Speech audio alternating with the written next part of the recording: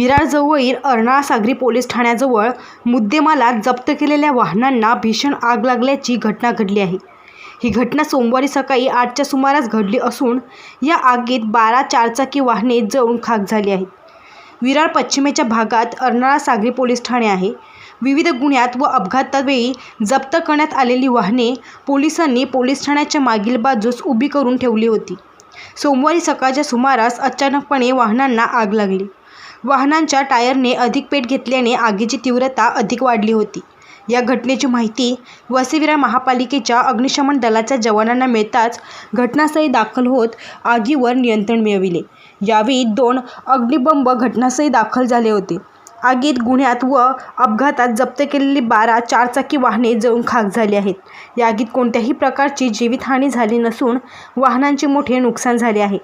नेमकी आग कोणत्या कारणामुळे लागली याचे कारण समजू शकले नसल्याची माहिती अग्निशमन दलाच्या जवानांनी दिली आहे। प्रताप घरत, तेजस पाटील, पनिश सातवी, स्वप्नील पाटील व त्यांच्या पथकाने ही आग आटोक्यात आणली आहे। मला 8 वाजता फोन आला।